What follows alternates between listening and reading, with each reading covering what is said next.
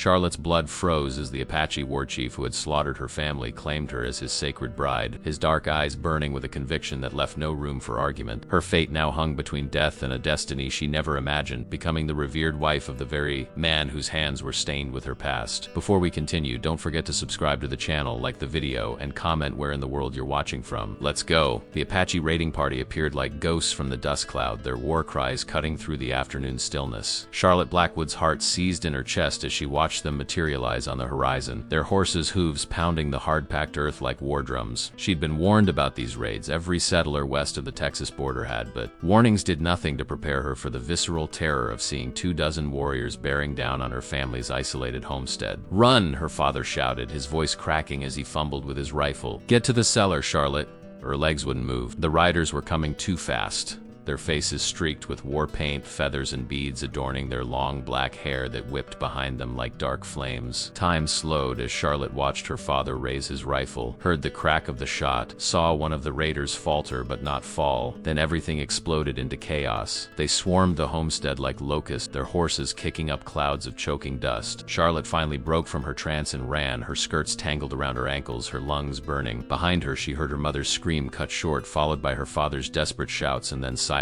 She reached the edge of the property before strong hands seized her from behind, lifting her bodily from the ground. Charlotte fought like a wildcat, clawing and kicking as she was thrown across a horse's back. Rough hands bound her wrists with rawhide, the material biting into her flesh. The last thing she saw before a cloth bag was pulled over her head was her childhood home engulfed in flames, black smoke rising like a funeral pyre against the merciless blue sky. The journey was endless, a brutal rhythm of hoofbeats and jarring motion. The bag over her head smelled of tobacco and sweat, making each breath a struggle. Charlotte's body ached from the awkward position across the saddle, her bound hands numb from the tight bindings. She drifted in and out of consciousness, lulled by the horse's steady gait and her own exhaustion. When they finally stopped, night had fallen. Rough hands pulled her from the horse, her legs buckling beneath her as they touched solid ground. The bag was yanked from her head and she gasped in the cool night air, blinking against the sudden intrusion of firelight. They were in a camp surrounded by mountains she didn't recognize. How far had they traveled? A day?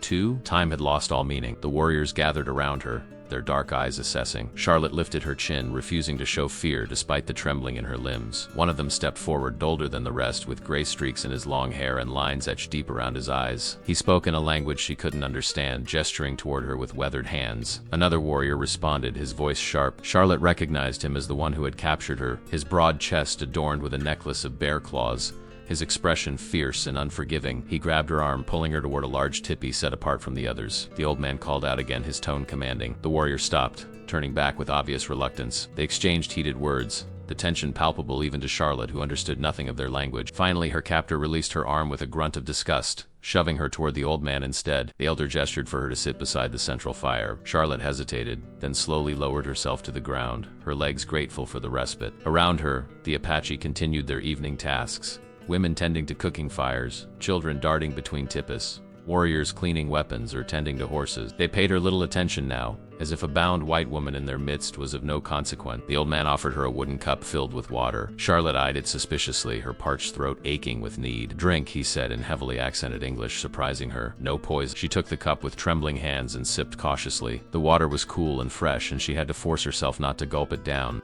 When she finished, the old man took the cup back. "Why am I here?"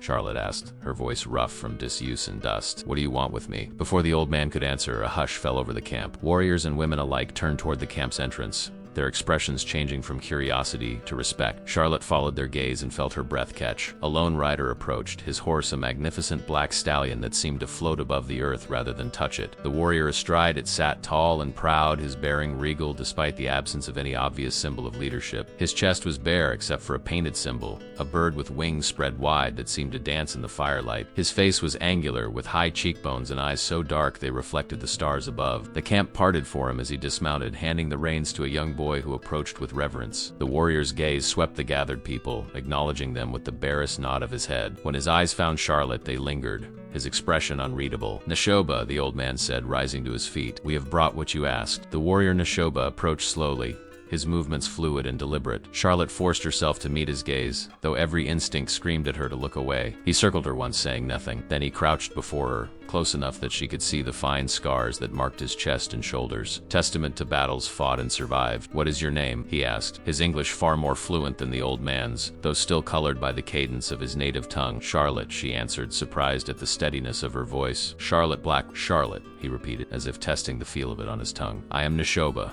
war chief of the End, the people. Do you know why you are here?" She shook her head, unable to speak past the knot of fear in her throat. "The spirits have spoken," Neshoba said, rising to his full height again. "They sent visions of a woman with hair the color of fire and eyes like the summer sky. They said she would bring a great change to our people." He reached down, lifting a strand of her copper hair that had fallen from its pins. "They said she would be my bride." Charlotte's blood turned to ice in her veins. "Your bride?" she whispered. No, I won't. It is not your choice," Neshoba interrupted, his voice soft but unyielding. "The spirits have decided." He turned to address the gathered tribe in their language. Charlotte watched the expressions around her shift from curiosity to awe, some of the women murmuring among themselves and casting glances her way. The old man approached again when Neshoba had finished speaking. "You are blessed," he told Charlotte, his roomy eyes solemn. "Neshoba is the greatest warrior of our tribe. The spirits have chosen you to bring new strength to our people. I don't want to be blessed," Charlotte hissed, anger finally breaking through her fear. "I want to go home." "Your home is gone," Neshoba said plainly, having overheard. "Your family is gone. There's nothing to return to." The blunt truth of his words struck her like a physical blow. Tears sprang to her eyes, but she refused to let them fall. She would not give these people, these murderers, the satisfaction. "Take her to my mother's tipi," Neshoba instructed the old man. "She will prepare her." "For what?" Charlotte demanded, struggling to her feet despite her bound hand. Neshoba looked at her, something like admiration flickering briefly in his dark eyes. "For the ceremony. 3 days from now, when the moon is full,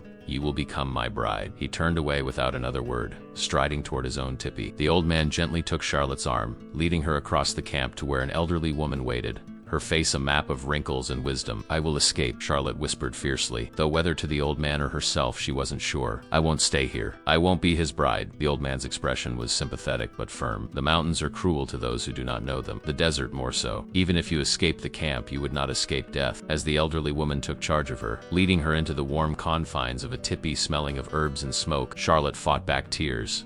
3 days. She had 3 days to find a way out of this nightmare before she became the unwilling bride of an Apache war chief. Outside, the night wind whispered through the camp like restless spirits, carrying the scent of sage and destiny on its invisible wings. Dawn broke over the Apache camp, painting the surrounding mountains in hues of amber and gold. Charlotte woke disoriented, her body stiff from sleeping on the unfamiliar ground. For one blessed moment she thought she was back in her own bed. But the earthy smell of the tipi and the soft murmur of foreign voices outside quickly dispelled that comforting illusion. Neshoba's mother, whose name Charlotte had learned was Nita, was already awake and tending to a small fire in the center of the tipi. The elderly woman's weathered hands moved with practiced efficiency as she prepared a mixture of herbs in a small clay pot. She noticed Charlotte watching and offered a gentle smile. "You sleep long," she said in broken English. "Good. Need strength.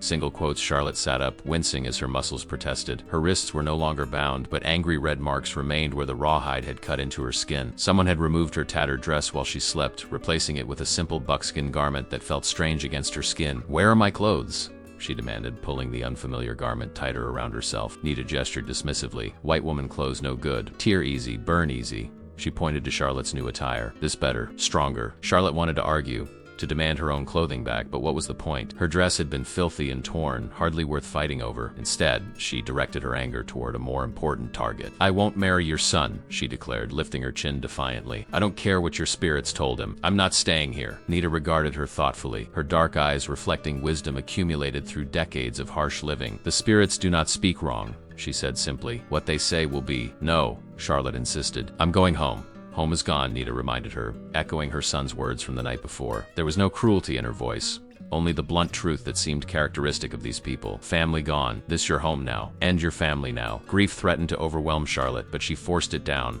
replacing it with determination. "No," she repeated. "I'll escape. I'll find my way back to civilization." Nita sighed, stirring the herbal mixture. "Many days' ride to white man towns, mountains, desert, no water. You die before you find way. I'd rather die trying than live as a prisoner," Charlotte replied fiercely. The elderly woman looked up sharply. "Not prisoner. Chosen. Sacred." She gestured toward the tipi's entrance. "Others. They prisoner. You special." Charlotte frowned. "Others? What others?" Nita hesitated, then stood with a grace that belied her age. "Come, show you." Curious despite herself, Charlotte followed the older woman out of the tipi. The morning air was crisp, carrying the scents of wood smoke and pine. The camp was fully awake now, people moving purposefully between tipis, tending to morning tasks. Several women glanced their way as they passed, some nodding respectfully to Nita, others eyeing Charlotte with undisguised curiosity. Nita led her to the far edge of the camp where several crude shelters had been erected. Unlike the carefully constructed tipis, these were little more than branches lashed together, covered with scraps of hide. Outside these makeshift dwellings, a group of women sat grinding corn between stones.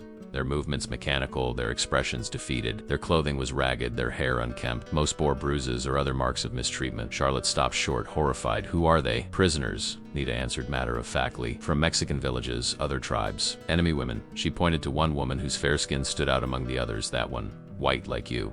Taken 2 summers past." The blonde woman looked up briefly, her once blue eyes now dull and empty. When she saw Charlotte, a flicker of recognition, of shared origin passed across her face. But she quickly lowered her gaze again, as if afraid to acknowledge the connection. "This is what happens to prisoners," Nita continued. "Work until die. No name, no honor."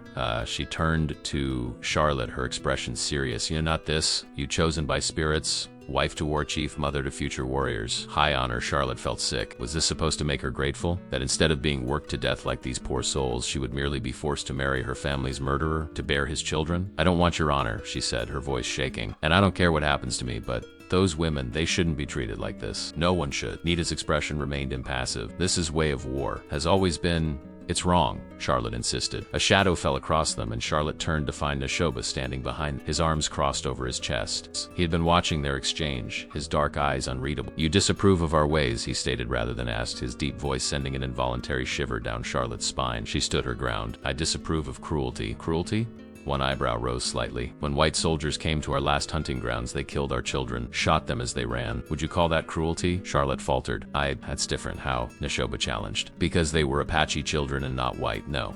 Because children are innocent. And these women?" He gestured toward the prisoners. "Their men fought against us. Their men would have killed our children, our women, if they could. In war, there are no innocents." Charlotte shook her head. "That doesn't make it right." Something like respect flickered in Neshoba's eyes. "Perhaps not, but it is our way. As my bride, you will learn our ways." "I am not your bride," Charlotte insisted, though her voice lacked some of its earlier conviction. Neshoba studied her for a moment, then turned to his mother. "The council waits. Bring her." Nita nodded, taking Charlotte's arm gently but firmly. Together they followed Neshoba toward a large tipi at the center of the camp. Warriors and elders were already gathered inside, seated in a circle around a small central fire. The air was thick with tobacco smoke and tension. Charlotte was guided to a place beside Nita, while Neshoba took his position across the fire, his bearing regal and commanding. The old man from the previous night, Charlotte now understood to be the tribe's medicine man, began speaking in their native tongue, his hands moving in elaborate gestures as he told what seemed to be a story. Nita leaned close to translate in her broken English. He tells of Neshoba's vision. 3 moons passed during Vision Quest. Spirits show him white woman with fire hair, sky eyes. Say she bring new blood to tribe, strong children, save people from soldiers' bullets. Charlotte listened with growing unease. The gathered elders nodded in understanding as the medicine man continued his tale, occasionally glancing her way. It was clear they believed this prophecy, believed she was some kind of sacred vessel meant to ensure their survival. The medicine man finished speaking and produced a small pouch, from which he extracted a handful of colored stones and bones. He cast them onto a flat piece of hide before the fire, studying the pattern they formed with intense concentration. After several minutes he spoke again, his voice rising and falling rhythmically. "What's he saying now?" Charlotte whispered to Nita. "He see in bones that wedding must happen when moon is full," Nita replied. 3 days from now. The spirits grow restless, want prophecy fulfilled. Charlotte's heart sank. 3 days. Just 3 days to find a way out of this nightmare. She scanned the faces of the tribal council, looking for any sign of doubt or disagreement, but found only solemn acceptance. These people truly believed she was destined to marry their war chief, to bear his children, to somehow save them from the encroaching white world. The council meeting concluded with Neshoba rising to speak. His voice was deep and measured, his words carrying the weight of command. When he finished, the gathered elders nodded in agreement, some reaching out to touch his arm as they departed, a gesture of respect or blessing. Charlotte wasn't sure. As the tipi emptied, Neshoba approached Charlotte, his tall figure blocking the light from the entrance. "The council has approved the union," he informed her. "Until the ceremony, you will learn our ways. My mother will teach you, and if I refuse to learn?" Charlotte challenged, though she already suspected the answer. Neshoba's expression didn't change. "Then you will bring shame upon yourself and dishonor to my household. The spirits have chosen you for a reason, Charlotte Black. It would be wise to accept your destiny." With that, He ducked through the tippy entrance and was gone, leaving Charlotte with the terrible knowledge that her fate seemed increasingly sealed. 3 days to escape, or become forever the bride of an Apache war chief. The day passed in a blur of unfamiliar activities as Nita began Charlotte's education in Apache ways. The elderly woman's patience seemed inexhaustible as she demonstrated the proper method for grinding corn, tanning hides, and preparing medicinal herbs. Despite her resistance to her situation, Charlotte found herself reluctantly impressed by the skill and knowledge these tasks required. Water sacred to end, Nita explained as they knelt by a small stream that ran along the edge of the camp. Give life in desert, must respect, never waste. Charlotte watched as the older woman cupped water in her weathered hands, murmuring words of gratitude before drinking. Everything these people did seemed wrapped in ritual and meaning. Their survival in this harsh landscape depended not just on physical skill, but on a spiritual connection to the world around them. As the afternoon wore on, Charlotte's thoughts turned increasingly to escape. She studied the camp's layout, noting the patterns of the guards, the location of the horses, the paths leading away into the mountains. Nita seemed to sense her thoughts, her dark eyes missing nothing. Mountains dangerous, she commented casually as they returned to her tipi. Many die trying to cross. Coyotes,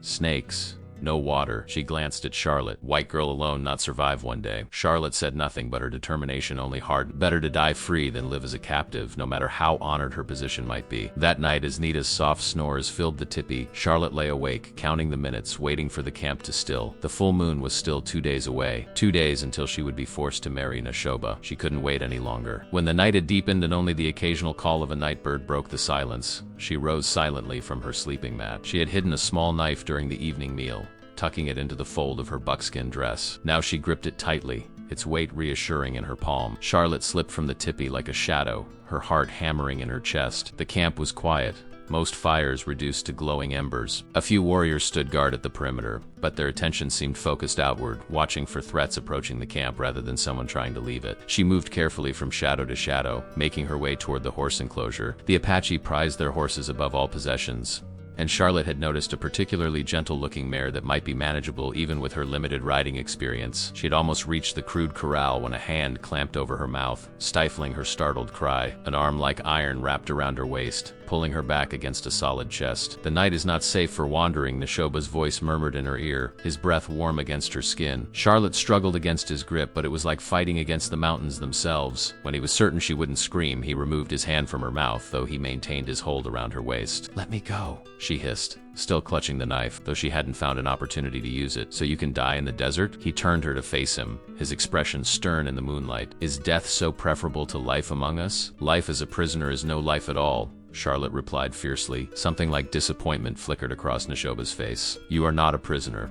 Then let me leave." "I cannot." His voice softened slightly. "Not only because of the spirit's wishes, but because I would not send anyone to certain death, especially one who is to be my wife." Charlotte raised the knife between them, her hand trembling but determined. "I will never be your wife." Neshoba looked at the blade, then back at her face. Without warning, his hand shot out, catching her wrist in an iron grip. With a simple twist, the knife fell to the ground. Before Charlotte could react, he had swept her up into his arms as if she weighed nothing. "You have courage," he acknowledged as he carried her back toward Nita's tipi. "But courage without wisdom is a quick path to the spirit world." Charlotte struggled against his hold. "Put me down. I'm not a child." "Then do not act like one," Neshoba countered, his stride unfaltering. "The desert does not care about your pride or your desire for freedom. It kills without mercy." When they reached Nita's tipi, he set Charlotte down but maintained a firm grip on her arm. The elderly woman had awakened and stood in the entrance, her expression unsurprised. "She tried to steal horse," Neshoba informed his mother in English, presumably for Charlotte's benefit. Nita clicked her tongue disapprovingly. "Foolish girl. Lucky coyotes not get you." "I won't stay here," Charlotte insisted, though her escape attempt had clearly failed miserably. Neshoba studied her for a moment, then turned to his mother. "She will stay in my tipi tonight." "Postcards." Nita nodded, disappearing inside to gather Charlotte's few belongings. "Your tipi?" Charlotte's voice rose with panic. "No, I won't. I will not be there," Neshoba interrupted, his voice level. "I ride tonight with a hunting party, but my dwelling is more secure, and you have proven yourself untrustworthy." Charlotte wanted to argue further, but exhaustion and defeat were beginning to overtake her. Her shoulders slumped slightly as Nita returned with her things. Neshoba led her across the camp to a large tipi decorated with elaborate paintings depicting battle scenes and spiritual symbols. Inside, it was surprisingly spacious, with furs covering the ground and weapons displayed along the walls. A central fire pit contained glowing embers that cast a warm light throughout the space. "So you will remain here until I return," Neshoba instructed. "My mother will bring you food. Guards will be posted." His expression softened almost imperceptibly. "Rest, Charlotte.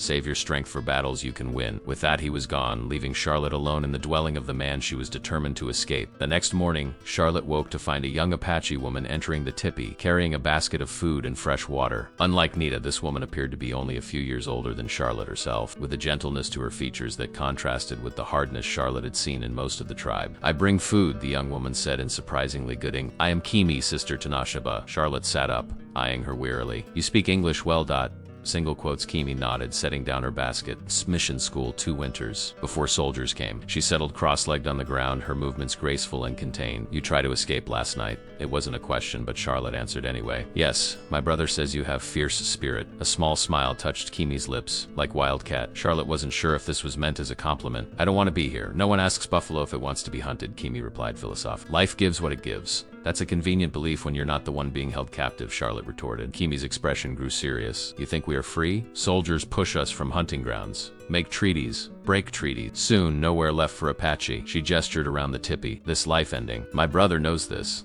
Spirits know this. Why they send vision of you." Charlotte frowned. "What do you mean?" "Nashoba's vision, not just about strong children," Kimi explained, lowering her voice as if sharing a secret. "Medicine man say you bridge between worlds, help Apache survive white man's world." Charlotte shook her head in disbelief. "That's ridiculous. I'm just a rancher's daughter. Spirits choose who they choose," Kimi said simply, rising. "I come back later, bring you to river for wash. Wedding preparation begins today." After Kimi departed, Charlotte paced the confines of the tipi like a caged animal. The weight of others' expectations pressed down on her. Nashoba's certainty in his vision, the tribe's belief in her supposed destiny, even Kimi's matter-of-fact acceptance of the role Charlotte was meant to play in their survival. How could she possibly be a bridge between worlds when her own world had been violently torn from her? How could she ever forgive these people for what they had done to her family? Yet as the day wore on and Kimi returned to escort her to the river, Charlotte found herself observing the camp with new eyes. Children played between the tipis, their laughter bright and carefree. Women worked together, sharing stories as they prepared food or crafted items of remarkable beauty from simple materials. Warriors trained younger boys in the arts of hunting and survival, their instruction firm but patient. This was not the savage existence she had been taught to expect. There was structure here, community, a complex society with its own values and traditions. At the river, Charlotte found herself surrounded by a group of women who had come to help with her purification ritual. Under Nita's watchful eye, they gently but firmly insisted she remove her clothing and enter the cool water. Embarrassment flooded her cheeks, but the women paid little attention to her modesty, chattering among themselves as they helped wash her hair with a mixture that smelled of herbs and pine. "What are they saying?" Charlotte asked Kimi, who stayed close by to translate. "They say your hair like sunset, bring good fortune," Kimi replied with a small smile. "Say Nashoba, lucky man if you stop trying to stab him." Despite herself, Charlotte felt a reluctant smile tug at her lip. These women treated the upcoming ceremony with a mixture of reverence and practical good humor that was oddly comforting. They didn't seem to view her as a prisoner but as a bride, to be unusual perhaps, but still deserving of the traditional preparations. As she was helped from the water and wrapped in a soft blanket, Charlotte caught sight of a familiar figure watching from a distance. Nashoba had returned from his hunt, his tall form unmistakable even among the other warriors. Their eyes met briefly across the distance, and Charlotte was startled by the intensity in his gaze. Not possession or triumph, but something more complex that she couldn't quite define. That evening, a feast was prepared to mark the coming union. Charlotte, now dressed in an elaborately beaded buckskin dress that Nita and the other women had crafted,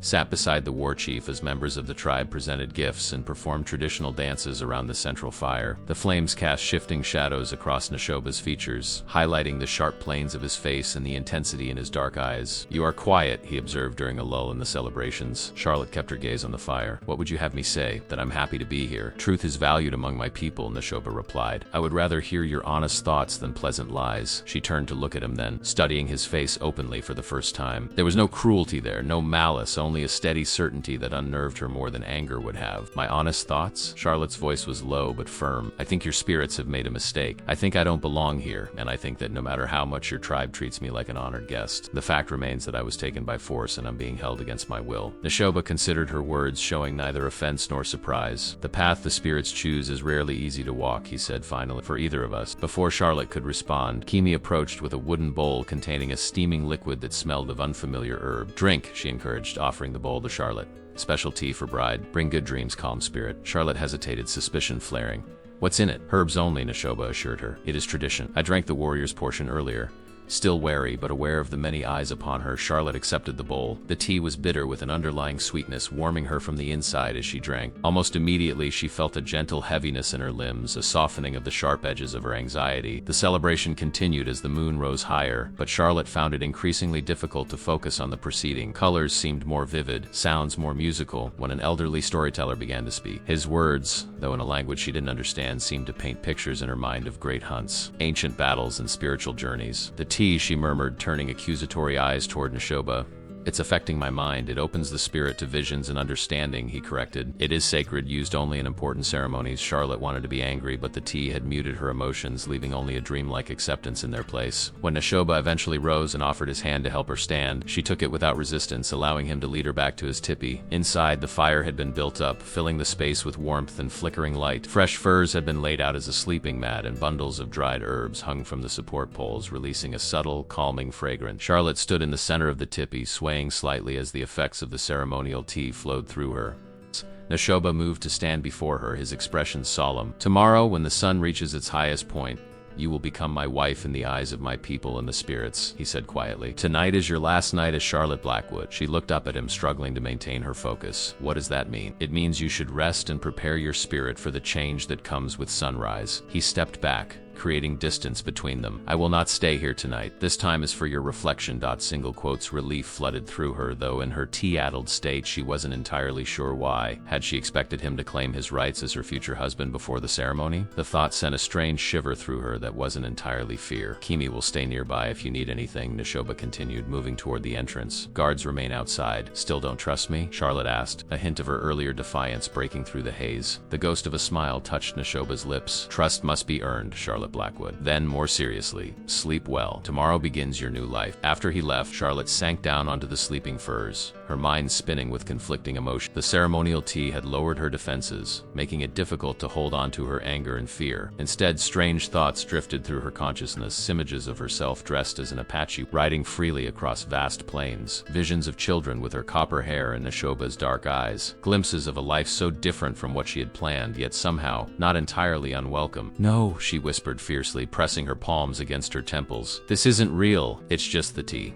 But as sleep finally claimed her, the visions continued, weaving themselves into dreams that felt more like memories of a future yet to unfold. Dawn broke with the distant sound of drums, pulling Charlotte from her troubled sleep. The effects of the ceremonial tea had mostly faded, leaving behind a dull headache and a sense of disorientation. She sat up slowly, gathering her thoughts. It was her wedding day. Today she would be bound to Neshoba, to this tribe, to a life she had never chosen. Kimi entered the tipi carrying fresh water and a small bundle of cloth. Her face was painted with ceremonial markings, and she wore her finest dress, decorated with intricate beadwork and small tinkling bells. "You awake," she observed, setting down her burden. "Oh good. Much to do before ceremony." Charlotte accepted the water gratefully, her throat dry from the previous night's tea. "Kimi, please," she said after drinking. "You must understand I can't do this. I can't marry your brother." Kimi paused in her preparations, regarding Charlotte with a mixture of sympathy and resignation. "Sun follows path and sky. Rain falls when clouds heavy. Some things cannot be changed. This isn't about the weather," Charlotte protested. "This is about my life, my freedom." "Freedom."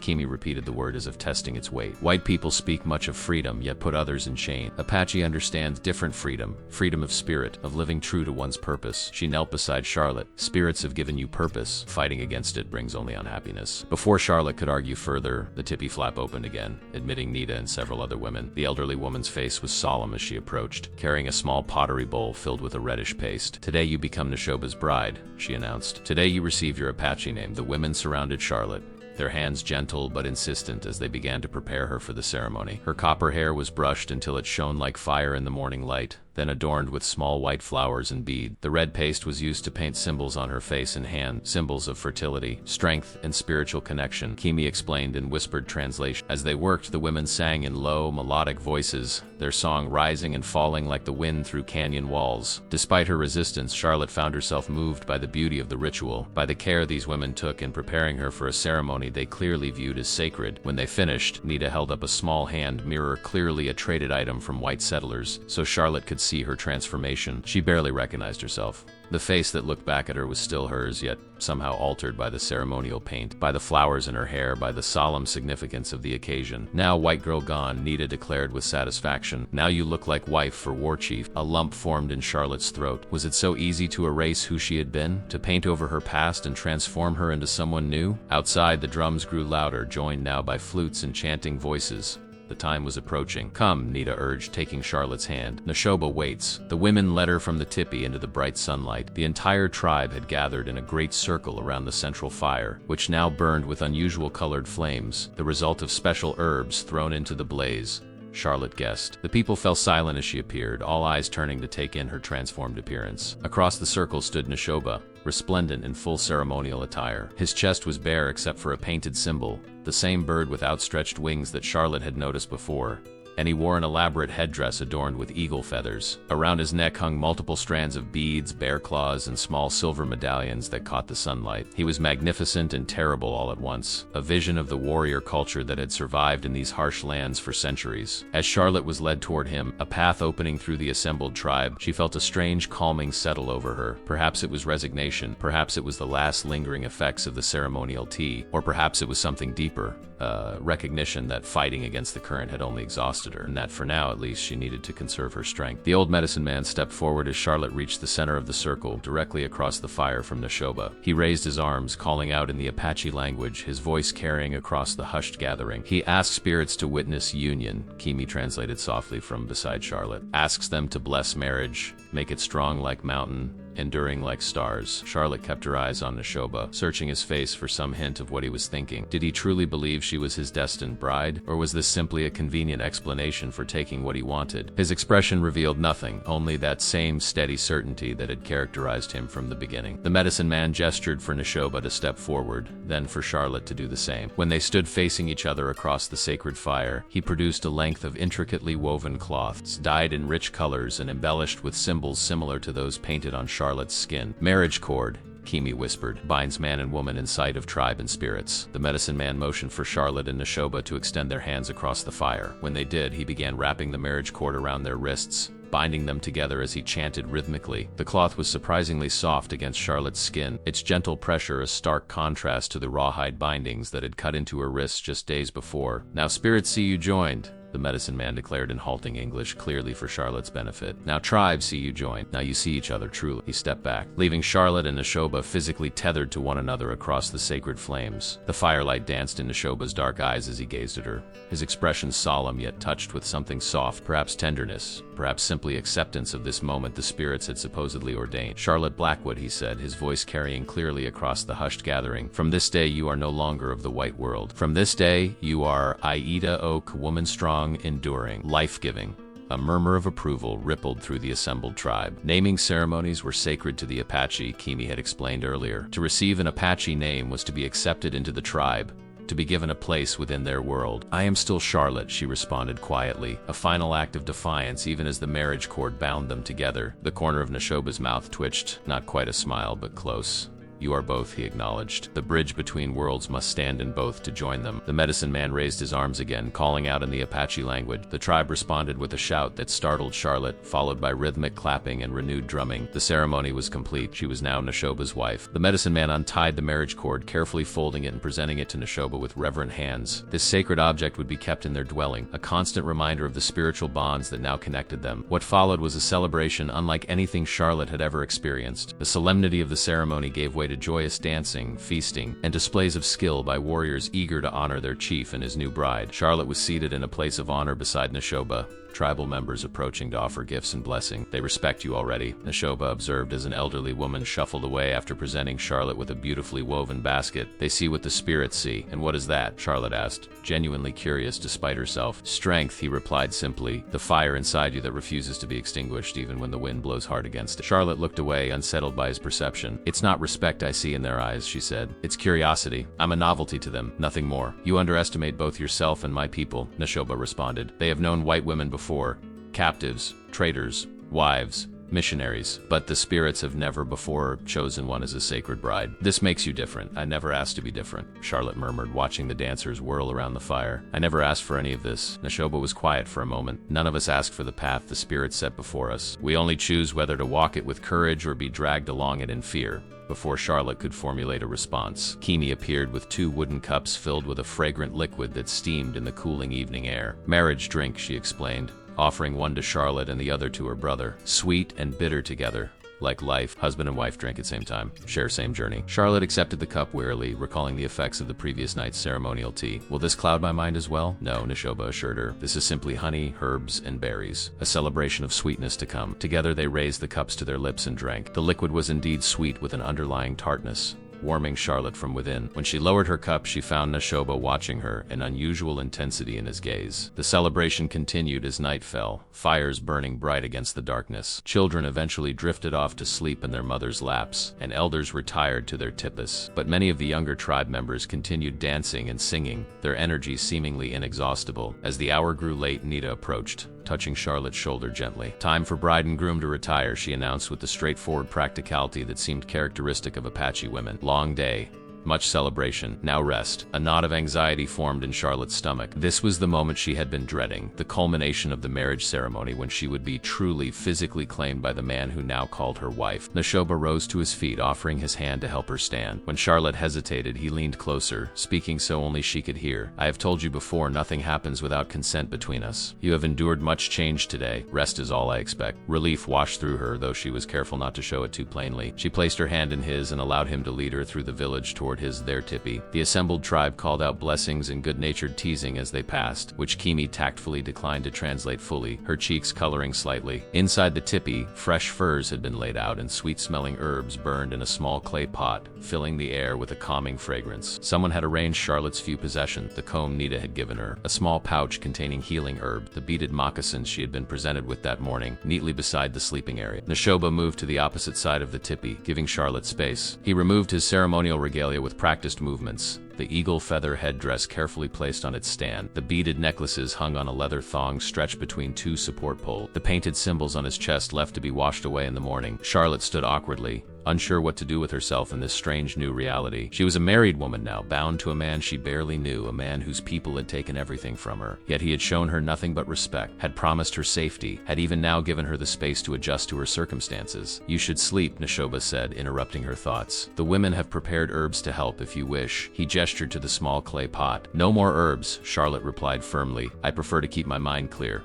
Neshoba nodded, accepting her decision without argument. Then I will leave you to rest. He moved toward the tipi entrance. You're leaving? Charlotte couldn't keep the surprise from her voice. For tonight, yes. He paused, looking back at her. Marriage is more than ceremony. More than shared sleeping furs. It is trust built slowly, like a fire from small kindling. I will not rush what the spirits have given time to grow. With that, he ducked through the entrance flap and was gone, leaving Charlotte alone on her wedding night, surrounded by the evidence of a life that was now supposed to be hers. She sank down onto the sleeping furs, emotional and physical exhaustion finally claiming her. Despite her determination to remain alert to plan her next escape attempt, sleep overtook her quickly, drawing her into dreams filled with fire and flight, with bonds both broken and forged anew. Morning came with soft footsteps and the scent of fresh bread. Charlotte opened her eyes to find Kimi placing a basket near the sleeping furs, her movements quiet as if trying not to disturb the new bride. My brother sent food, Kimi explained when she saw Charlotte was awake. He hunts since dawn. Bring deer for feast tonight. Charlotte sat up, pushing her tangled hair from her face. Where did he sleep last night? With warriors, Kimi replied, her expression carefully neutral. He say new wife need time. A small, knowing smile touched her lips. Tribe gossip much about this. Some say he fears white woman's spirit too strong.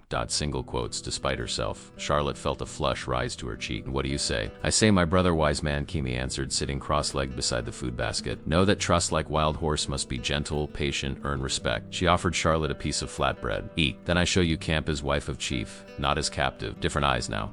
After eating, Charlotte followed Kimi outside into the bright morning sunshine. The camp was already busy with daily activities, but there was a notable difference in how people reacted to her presence. Where before there had been curiosity mixed with suspicion, now there were respectful nods, even a few hesitant smiles. See? Kimi gestured around them. Now you Aita, Wife of war chief, part of tribe. A name and a ceremony don't change who I am, Charlotte insisted, though with less conviction than she might have had days. No, Kimi agreed, surprised. Not change who you are inside, but change how world sees you, how you move through world. Important difference. As they walked through the camp, Charlotte noticed the prisoner women again, still grinding corn and carrying water under the watchful eyes of older tribal women. The sight troubled her, a reminder of what her fate might have been without Neshoba's vision. These women, she said to Kimi, gesturing toward the captives, will they ever be free? Kimi followed her gaze, frowning slightly. Some become wives to warriors if they prove worthy. Some traded back to their people for Apache prisoners. Some ... single quote, she trailed off, shrugging. Some die still captive. It's wrong, Charlotte said, echoing her earlier conversation with Neshoba. White soldiers kill Apache children, Kimi replied, her voice hardening. Take land, break treaties, poison water, this also wrong. She looked at Charlotte direct. All people do wrong to survive. Apache no different. Charlotte had no response to Kimi's stark assessment. The brutal honesty of the Apache people continued to unsettle her. Their matter-of-fact acceptance of the harsh realities of their world, without the veneer of civilization she had been raised to maintain. Their tour of the camp continued, with Kimi explaining the various activities and introducing Charlotte to key members of the tribe. The medicine man nodded solemnly when they approached, studying Charlotte with eyes that seemed to see beyond her physical form. The tribal council elders, weathered men with faces mapped by sun and experience, regarded her with cautious acceptance. The children were less reserved, openly curious about her copper hair and pale skin, a few of the bolder ones reaching out to touch her hand or dress, before being called back by watchful mothers. They never see hair like fire before, Kimi explained as a small girl darted away after briefly stroking Charlotte's braid. Think maybe you spirit woman, not real. And what do you think? Charlotte asked, genuinely curious. Kimi smiled, the expression transforming her serious face. I think spirit's wise to send woman strong enough to match my brother. He need wife who not afraid, who challenge him. Before Charlotte could pursue this intriguing assessment, a commotion at the edge of camp caught their attention. A group of warriors was returning, Neshoba at their lead. Across his horse lay the body of a large deer, its antlers impressive even in death. The hunting party was greeted with cheers and appreciation, the fresh meat a welcome addition to the tribe's resources. Neshoba dismounted in one fluid motion, handing his reins to a waiting youth. His eyes found Charlotte immediately, as if drawn by some invisible force. He approached, his stride confident, his expression unreadable. Aida, he greeted her, using her Apache name deliberately. I trust you slept well. Well enough, Charlotte replied, oddly flustered by his direct gaze. Kimi has been showing me the camp. Good, he nodded to his sister. Our wife should know her new home. Our wife. The phrase sent an unexpected shiver to Charlotte. Not my wife, but our wife. Acknowledging her place not just in relation to him but to the entire tribe. It was both possessive and inclusive in a way she hadn't anticipated. The hunters have been successful, Neshoba continued, gesturing toward the deer being prepared for butchering. Tonight we feast to honor the spirit's blessing of our union. Charlotte knew she should feel repulsed by the idea of celebrating her forced marriage, but something in Neshoba's quiet dignity made it difficult to maintain the anger that had sustained her these past days. Perhaps it was simply exhaustion, or the gradual realization that her situation was unlikely to change in the immediate future. I should help prepare, Kimi said, excusing herself tactfully. Women worked together for feast. As his sister departed, Neshoba turned his full attention to Charlotte. Walk with me, he suggested, gesturing toward the edge of camp where a small stream flowed between rocky banks. Charlotte hesitated, then nodded, falling into step beside him. They walked in silence for a while, the sounds of the camp fading behind them. The stream gurgled peacefully over smooth stones, creating a soothing backdrop to the tension Charlotte still felt in Neshoba's presence. You have questions, he said finally, stopping to look down at her. Ask them. Charlotte was taken aback by his directness. I have many questions. Then begin with the most important. She considered carefully. Why me? Why not take a bride from your own people, someone who would willingly accept the role? Neshoba's expression remained steady, but Charlotte thought she detected a flicker of appreciation for her directness. The spirits do not explain their choices, only make them known. But I believe they chose you because of what is coming. What do you mean? He gestured toward the distant mountains. The white man's world grows closer every season. More soldiers, more settlers, more forts. The old ways of fighting, raiding, killing, these will not save the Apache. We need new ways to survive in this changing world. And you think I'm meant to show you these new ways? Charlotte asked skeptically. I think you understand the white world in ways I never can, Neshoba replied, just as I understand things about survival that you do not. Together, perhaps we find a path for my people to walk into the future without losing who they are. It was such a pragmatic answer, so different from the mystical visions she had expected him to cite. Charlotte found herself momentarily speechless. My turn for a question, Neshoba said into the silence. If you escaped today, where would you go? The question caught her off guard. Home, of course. Your home was burned, he reminded her gently. Your family's gone. The nearest white settlement is 4 days' ride, and they would not welcome a woman who has lived among the Apache. Charlotte felt anger flare.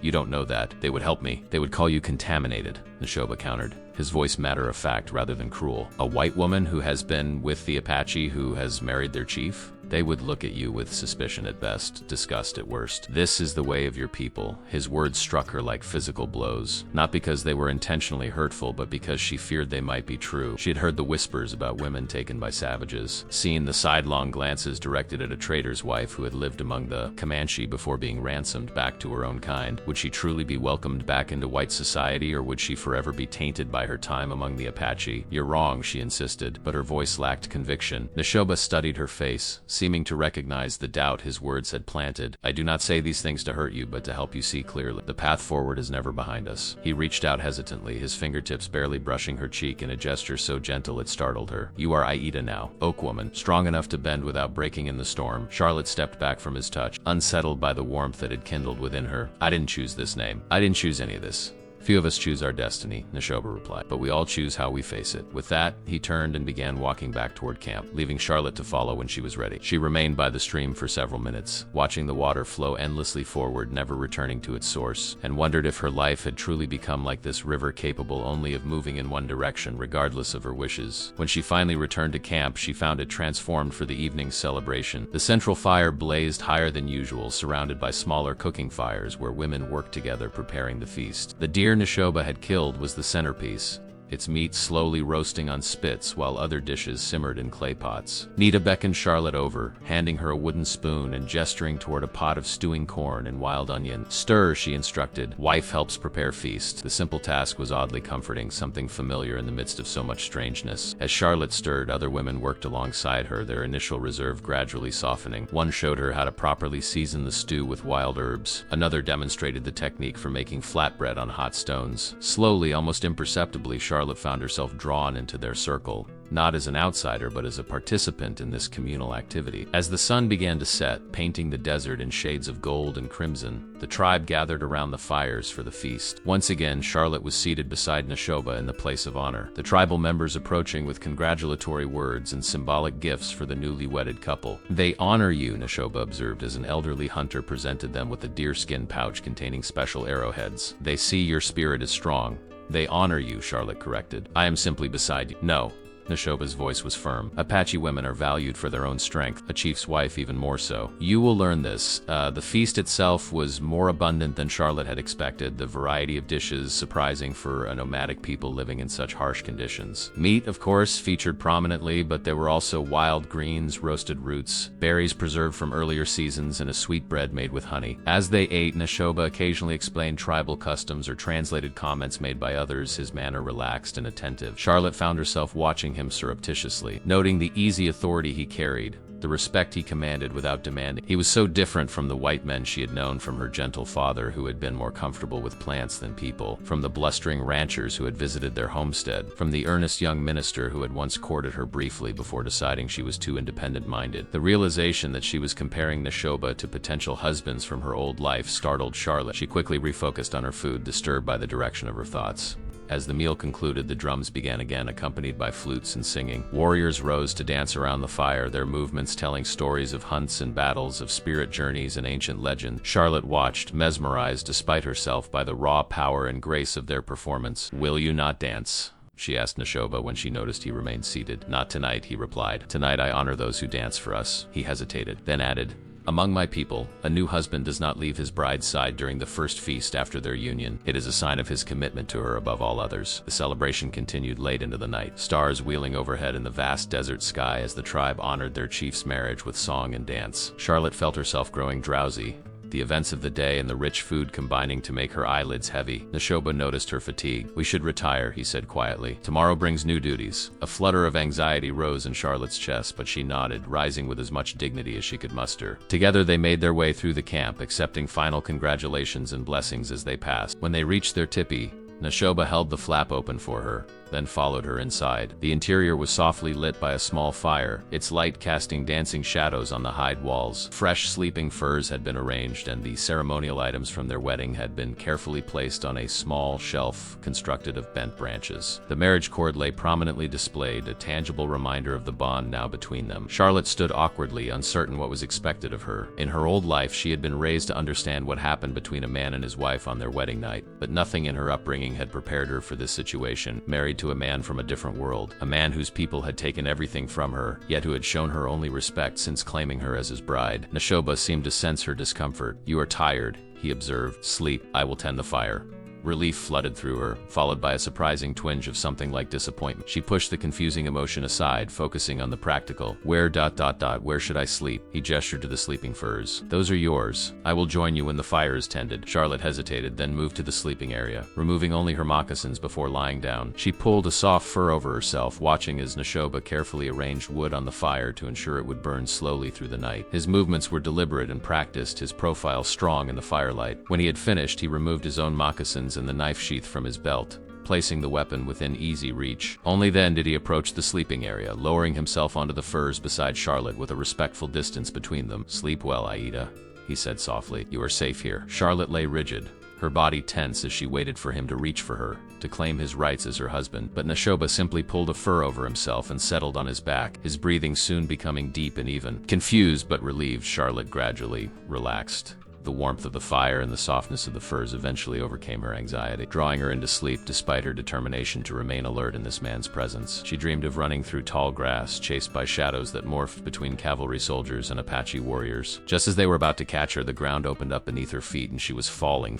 Charlotte woke with a gasp, her heart pounding. The tipi was dark except for the faint glow of embers in the fire pit. Beside her, Neshoba slept peacefully, one arm thrown above his head, his face softer in repose than she had ever seen it. She should leave now, a voice in her mind insisted. While he slept, while the camp was quiet, this might be her only chance. Moving with exquisite care, Charlotte sat up, watching Neshoba for any sign that he was waking. When he remained still, she slowly slid from beneath the furs and reached for her moccasins, pulling them on silently. The knife. She needed a weapon. Her eyes fell on Neshoba's knife, its bone handle gleaming faintly in the dim light. This was within reach if she was careful. Charlotte extended her hand slowly, fingers trembling as they closed around the handle. The weapon felt heavy, significant in her grasp. She withdrew it from its sheath with painstaking slowness, freezing when Neshoba shifted slightly in his sleep. When he settled again, she rose to her feet, knife clutched in her hand, and moved toward the tipi entrance. The guard would be the next challenge, but perhaps she could slip past in the darkness, make her way to the horses, and be gone before anyone realized. Her hand touched the tipi flap, ready to push it aside. The night is cold and the desert unforgiving. Neshoba's voice came from directly behind her, startling her so badly she nearly dropped the knife, especially to those who travel without water or knowledge of the land. Charlotte whirled to face him, the knife held before her defensively. "Stay back, Dot." Single quotes. Neshoba stood a few paces away, his expression calm despite the weapon pointed at his chest. "You would not make it past the first ridge," he said quietly. "The guards would hear you, the horses would alert their handlers, and if by some miracle you evaded both, the desert would take you before dawn." "I don't care," Charlotte insisted, though her voice wavered. "I'd rather die free than live as a captive." "Even now you see yourself only as captive?" A note of disappointment entered his voice. "After the ceremony, after being named, after being honored by the tribe." "A ceremony I didn't want, a name I didn't choose, honor I never asked for," Charlotte retorted, tightening her grip on the knife. "None of that changes what happened, what your people did to my family." Neshoba was silent for a long moment, his dark eyes studying her face in the dim light. "No," he agreed finally, "it does not change the past. Nothing can, but it offers a future, if you have the courage to claim it." He took a step closer and Charlotte raised the knife higher. "Don't. If you truly wish to leave, I will not stop you," Neshoba said, surprising her. "I will give you water, food, and a horse. I will tell you which direction to ride. But know this, the spirits brought you here for a reason. Turning away from that path may lead to consequences neither of us can foresee." Charlotte stared at him in disbelief. "You would let me go, just like that?" "A forced wife is no wife at all," he replied simply. "The spirits may have chosen you, but you must choose the spirit's path willingly, or not at all." His words struck her with unexpected force. From the beginning, she had seen herself as having no choice, no agency in her situation, but now Neshoba was offering exactly that, a choice. Freedom, if she wanted it, despite the danger. The knife wavered in her hand. "Why?" she demanded. "Why offer this now when you could simply force me to stay?" "Because I have watched you these past days," Neshoba answered. "I have seen your strength, your intelligence, your spirit. These are not qualities to be caged or broken, they are to be respected." He paused, then added quietly, "And because a true joining cannot happen through force, only through willing hearts." Charlotte lowered the knife slowly, confusion and conflicting emotions warring within her. I don't understand you. You will in time. He held out his hand. Give me the knife, Aida. Then make your choice. Her fingers tightened around the handle briefly, then relaxed. She placed the weapon in his outstretched palm, watching as he returned it to its sheath without comment or reproach. Single quote, Charlotte faltered, suddenly uncertain. The offer of freedom should have been simple to accept, yet something held her back, something beyond the practical concerns of survival in the desert. I need time to think. Neshoba nodded, as if her response was exactly what he had expected. Dawn is still hours away. Rest now. When the sun rises, you will know your heart. He returned to the sleeping furs, leaving Charlotte standing by the entrance. The path to freedom technically still open to her, yet somehow more complicated than it had been moments before. After a long moment of indecision, she moved back to the sleeping area, settling onto the furs with a careful distance between herself and Neshoba. He made no move to close that distance, respecting the physical boundaries she had established. Why did you not consummate our marriage tonight? She asked suddenly, the question escaping before she could reconsider it. In the darkness, she sensed rather than saw his slight smile. Because a true union is of spirits first, bodies second, and your spirit is not yet ready. His perception unsettled her, as did the implication that he was waiting for her spirit to be ready, that he anticipated a time when she might willingly give herself to him. More unsettling still was the small voice inside her that wondered what such a union might be like, with this man who combined strength and gentleness in ways she had never encountered before. Sleep, Aida, Neshoba said softly. Tomorrow brings new light, this time when sleep claimed her. Charlotte's dreams were not of running or falling, but of standing at a crossroads, paths stretching in different directions, one leading back toward the world she had known, another forward into unknown territory. In the dream, she stood paralyzed by indecision, unable to move in either direction, while behind her, a shadow with Neshoba's eyes waited patiently for her choice. Morning arrived with soft golden light filtering through the smoke hole at the top of the tip. Charlotte woke to find herself alone, the furs beside her empty, though still bearing the impression of Neshoba's body. She sat up slowly, pushing her tangled copper hair from her face as she recalled the events of the night before her attempted escape. Neshoba's unexpected offer, her own confused reluctance to accept immediate freedom. What was happening to her? A week ago, she would have seized any chance to flee her captors without hesitation. Now she found herself weighing options, considering consequences, even acknowledging the strange bond that seemed to be forming between herself and the Apache chief, despite her resistance. The tippy flap opened, admitting Kimi with a basket of food and a concerned expression. You awake, she observed, setting down her burden. Brothers say you had a difficult night. Charlotte felt her cheeks warm, wondering exactly what Neshoba had told his sister about her escape attempt. Where is he? Council meeting, Kimi replied, pouring a cup of steaming herbal tea and offering it to Charlotte. Scouts bring news. Soldiers moving near. A jolt of excitement shot through Charlotte. Soldiers meant her own people. Potentially rescue. Yet the thought brought less comfort than it would have days ago. What would the soldiers do to the Apache if they found this camp? To Kimi, to Nita, to the children she had seen playing innocently between the tipis? Are they close? She asked, accepting the tea. Kimi shrugged. Not know yet. Scouts still watching. She hesitated, then added carefully, my brothers say you free to choose path. Say spirits cannot force heart. So Neshoba had shared their nighttime conversation, at least partially. And what do you think of that? Charlotte asked, genuinely curious about Kimi's perspective. The young Apache woman's face grew solemn. I think my brother wise, but heart too soft. I think White World has nothing for you now but pain and shame. I think Apache Way offers new beginning. She met Charlotte's eyes directly. But choice must be yours. Forced bird never sings true song. The simple poetry of her statement struck Charlotte deeply. She sipped her tea, considering Kimi's words. Even if I chose to stay, how could I ever truly belong? I don't speak your language, don't know your customs, you learn, Kimi said with the practical certainty that seemed characteristic of Apache women. I teach language. Mother teach medicine. Brother teach riding. Hunting maybe. A smile touched her lips. You already have Apache name. Beginning already made. Aida, Charlotte murmured. Oak woman. Kimi nodded. Strong name, good name. She began unpacking the food basket, arranging a simple breakfast of flatbread, dried meat, and berries. Eat, then come. Women wait to show you duties of chief's wife. After eating, Charlotte followed Kimi outside into the bright morning sunshine. The camp buzzed with an undercurrent of tension that hadn't been present before. Warriors checked weapons, women packed essential items into parfleches, children were kept close rather than allowed to roam freely. The news of soldiers in the area had clearly put everyone on alert. A group of women waited near the central fire, their expressions curious, but not unfriendly as Charlotte approached. Nita stood among them, her weathered face breaking into a smile when she saw her daughter-in-law. Come, she beckoned. Today you learn Women's Council. Charlotte looked to Kimi in confusion. Women's Council? Apache women have own council, Kimi explained. Make decisions about camp, food, children.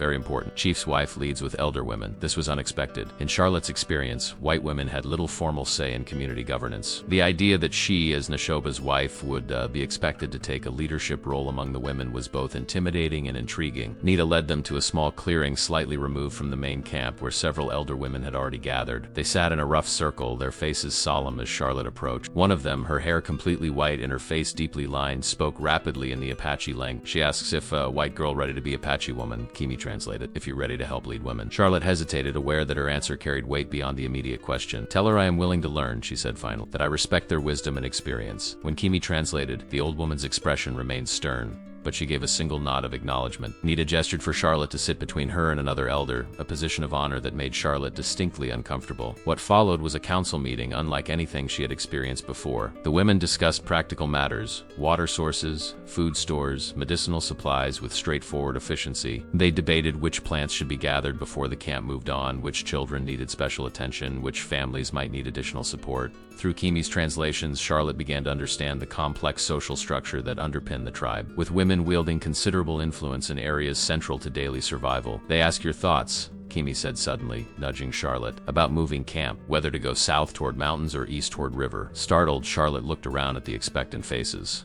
Why would they ask me? I know nothing about Apache movements. You chief's wife now, Nita explained patiently. Your words carry weight. Also, you know white soldiers, how they think, where they go. It was true. Charlotte had grown up hearing her father and other settlers discuss cavalry movements. Typical patrol patterns favored campsites. This knowledge, mundane in her old life, suddenly had critical value in her new one. The soldiers usually follow the river valleys, she said slowly. They need water for their horses, and the terrain is easier for their supply wagons. The mountains would be harder for them to search thoroughly. Kimi translated, and a murmur of approval ran through the circle of women. The white-haired elder spoke again, her gnarled finger pointing at Charlotte. She say you have useful mind, Kimi translated with a small smile. Say maybe spirit's right to bring you to people after all. The council continued for another hour, with Charlotte occasionally asked to contribute insights based on her knowledge of white ways. By the time they dispersed, she felt oddly integrated into their circle, accepted not as an outsider but as a somewhat inexperienced but potentially valuable member. As they walked back toward the main camp, Nita patted Charlotte's arm approvingly. Now you did well.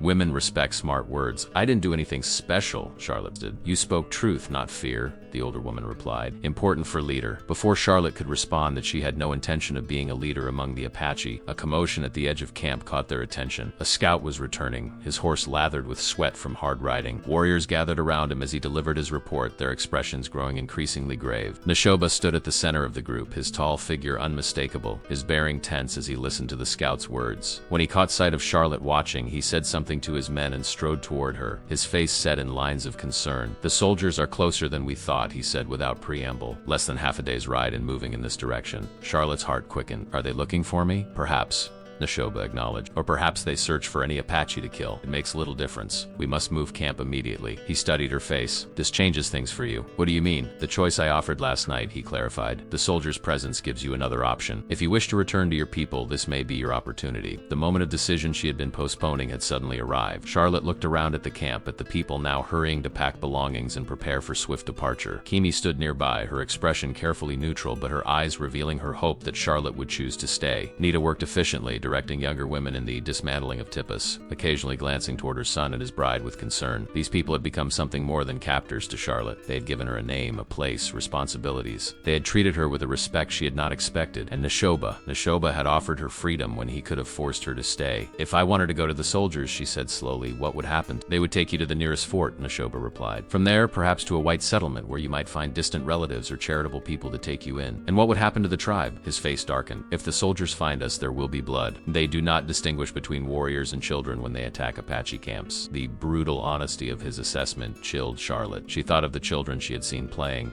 the babies strapped to their mothers' backs, the elders who moved slowly through the camp. All would be at risk if the soldiers attacked. And if I stay, she asked, her voice barely above a whisper. What then? Something flickered in Neshoba's eyes. Hope, perhaps, or simple acknowledgement of the significance of her question. Then you travel with us into the mountains, where the soldiers will not easily follow. We make a new camp, continue our life together, and you learn the ways of your new people. Your new people. The phrase echoed in Charlotte's mind. Was that what the Apache had become to her? Could she truly embrace this life, this man, this culture so different from her own? I need to think, she said, overwhelmed by the weight of the decision before her. Neshoba nodded. There is little time, but I understand. Go to our tipi. I will come for your answer when the camp is ready to move. In the tipi, Charlotte paced restlessly, her mind in turmoil. Through the open flap, she could see the camp being dismantled with practiced efficiency. Tipis collapsed and bundled onto travois. Food stores secured, children gathered and prepared for swift travel. The Apache had clearly done this many times before, this hurried flight from those who sought to destroy them. Her gaze fell on the marriage cord,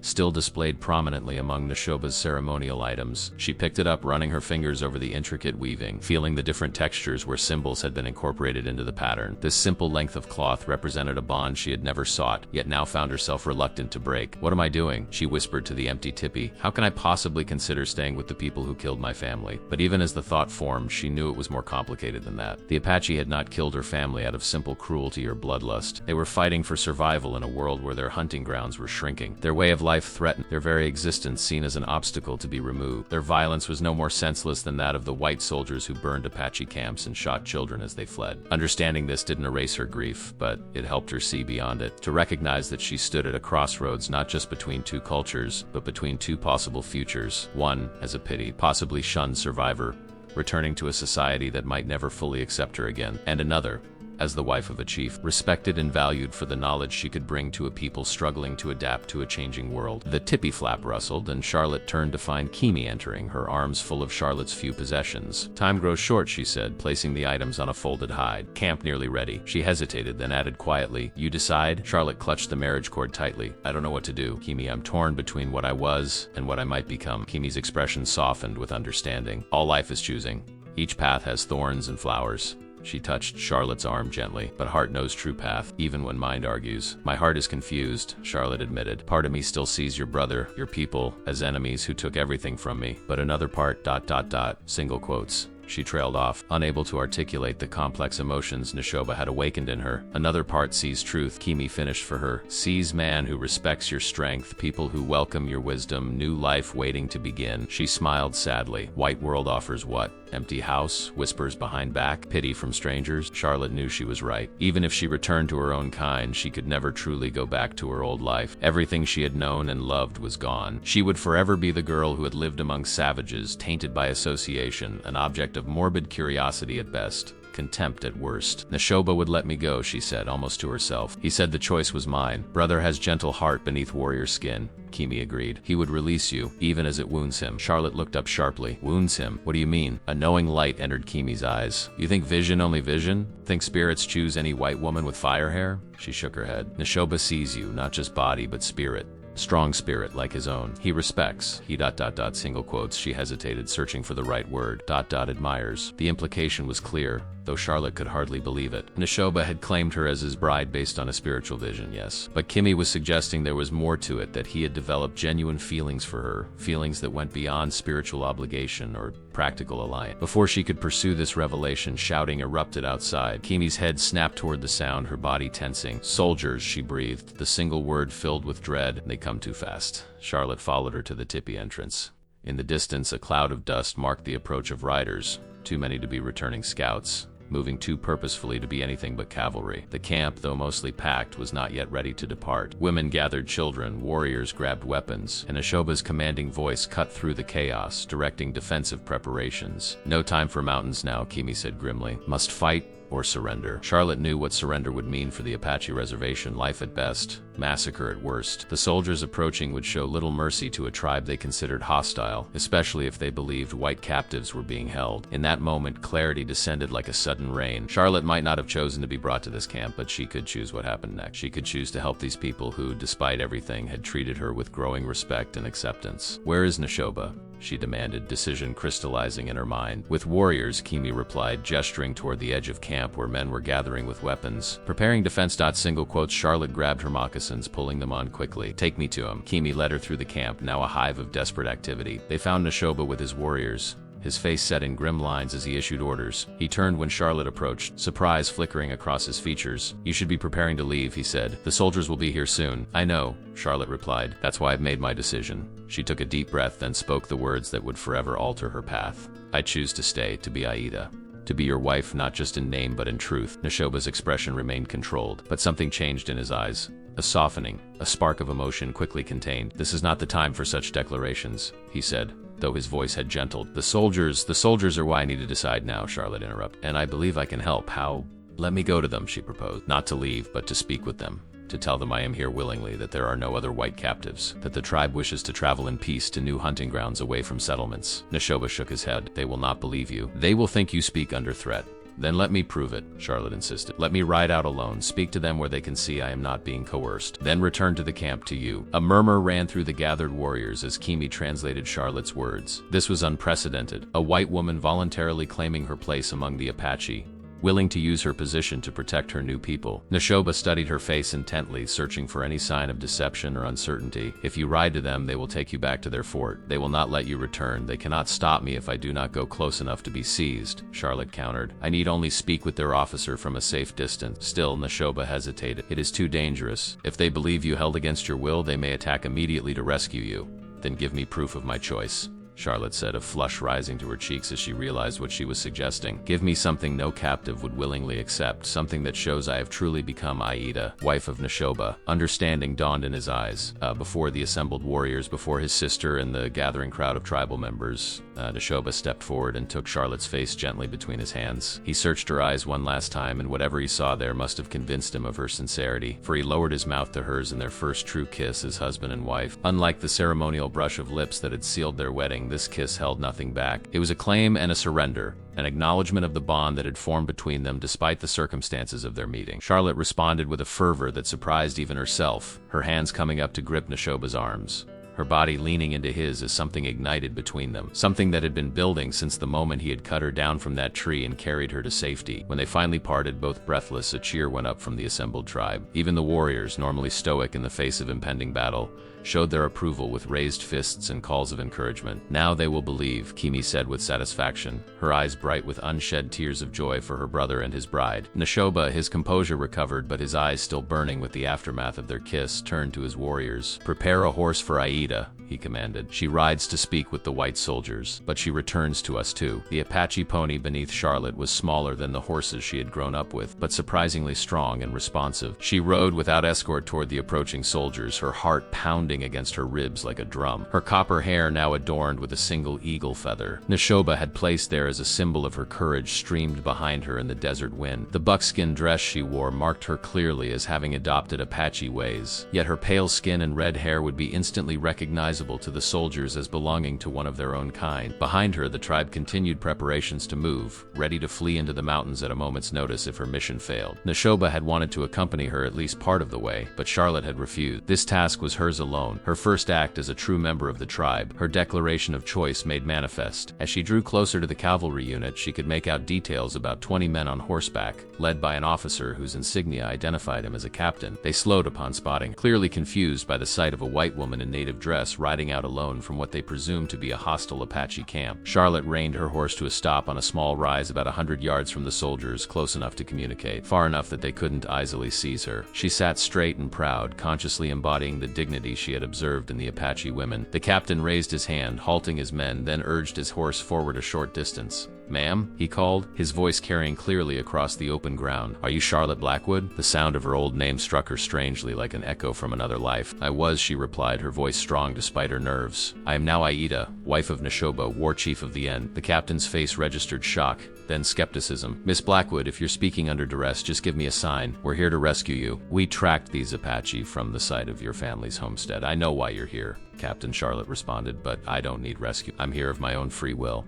"That's impossible," the officer scoffed. "These savages murdered your family, burned your home. We found evidence they took you captive." Charlotte lifted her chin. "Yes, they did take me captive, and yes, my family died in a raid." Her voice caught slightly, the grief still fresh, despite everything that had happened since. "But things have changed. I have chosen to remain with the tribe, to become Neshoba's wife, to live as one of the people." The captain exchanged glances with his lieutenant. "Miss Blackwood, these redskins have clearly broken your mind. It's a known phenomenon. Captives sometimes develop confused loyalties to their captors. If you'll just come with us, we can get you proper care, help you recover from this ordeal." His condescension sparked anger in Charlotte. This was exactly the attitude Neshoba had warned her about, the assumption that no white woman in her right mind would willingly choose Apache life, that she must be damaged or deranged to make such a choice. "My mind is perfectly sound, Captain," she replied coldly. "I'm a grown woman making a conscious choice about my own life. The Apache have accepted me, given me a place among them, I'm respected there, valued for my knowledge and abilities. And what about justice for your family? The officer demanded. These are the same Apache who killed your parents, Miss Blackwood. Have you forgotten that? Charlotte's hands tightened on her reins. I haven't forgotten anything, but I've learned that justice is more complicated than revenge. The Apache fight because their lands are stolen, their people slaughtered, their way of life threatened. The cycle of violence must end somewhere. The captain's expression hardened. Pretty words,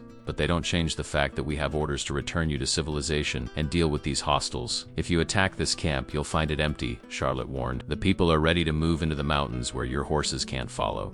You'll lose men for nothing. She leaned forward slightly. But if you're willing to listen, I can offer another solution. Curiosity flickered across the officer's face. What solution? Neshoba is willing to lead his people farther south, away from the settlements, away from the stage routes. They want peace as much as you do, Captain. They're tired of running, tired of fighting, tired of burying their children. Apache promises aren't worth the air they're spoken on, the lieutenant interjected. They've broken every treaty ever made with them, as have white men, Charlotte countered. But this isn't a treaty. It's a simple choice. You can pursue them into the mountains and lose half your men to ambush. Or you can report that the hostile band has moved beyond your jurisdiction, heading south toward Mexican territory. The captain studied her thoughtfully. And you really mean to stay with them? To live as a savage? There was genuine bewilderment in his voice, as if he simply couldn't comprehend her decision. I mean to live as Aida, as Oakwoman, Charlotte corrected it. As someone who stands between two worlds and helps build understanding rather than hatred. For a long moment the captain said nothing. Then, surprisingly, a reluctant smile touched his lips. You always were a stubborn girl, Charlotte. Your father used to say you had more backbone than most men he knew. Startled, Charlotte looked more closely at the officer. You knew my father? John Blackwood and I served together on the frontier before he took up ranching, the captain acknowledged. He was a good man. He taught me to respect the Apache even as we fought them, said they were the finest warriors he'd ever encountered. A lump formed in Charlotte's throat. This unexpected connection to her father, this glimpse of his respect for the very people whose raid had taken his life, felt like a sign, an affirmation of the path she had chosen. Then honor his memory by avoiding needless bloodshed today, she urged. Let Neshoba lead his people south. Let me go with them as I've chosen to do. The captain removed his hat,